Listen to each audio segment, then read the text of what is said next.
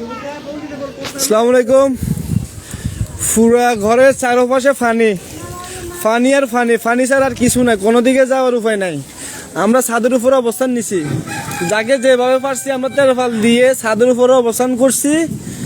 যারা পারেন দয়া করে আমাদেরকে একটু সহযোগিতা করেন, সবাই সহযোগিতা করে নৌকার ব্যবস্থা করে আমাদেরকে পাঠান। আমরা ফেনী সদর উপজেলা 11 নং মড্ডবী ইউনিয়ন 1 নং ওয়ার্ড কালাফির বৌদ্ধপুঞ্জা বাড়িতে আছি।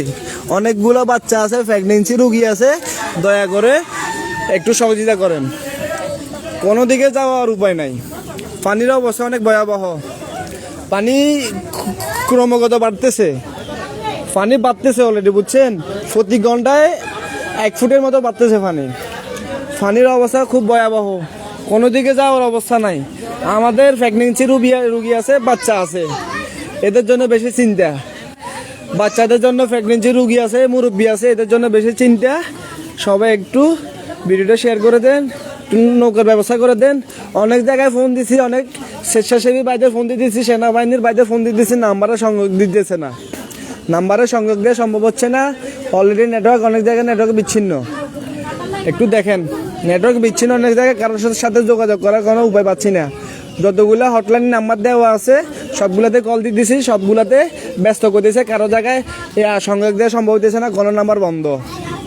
একটু দেখেন সবাই। আমরা ছাদের উপরে অবস্থান নিছি, ছাদের উপরে আছি, কোনো দিকে যাওয়ার অবস্থা নাই। একটু দেখেন। অনেকে ভাই আমার এখানে কমেন্টে অনেক স্বেচ্ছাসেবীর নাম্বার দিতেছেন, ভাই নাম্বারগুলোতে সংযোগ দেওয়া সম্ভব হচ্ছে না। যত নাম্বার দিতেছেন সবগুলোতে সংযোগ দেওয়া সম্ভব হচ্ছে না। একটু দেখেন, নাম্বারে সংযোগ দেওয়া সম্ভব হচ্ছে না,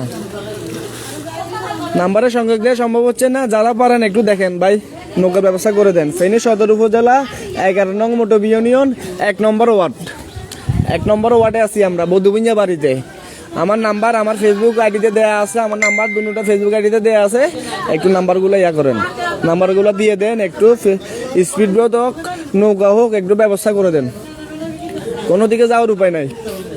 আমরা যে সিঁড়ি দিয়ে নিচে নামবো, নিচে নামারও কোনো উপায় নাই। পানির অবস্থা খুব ভয়াবহ।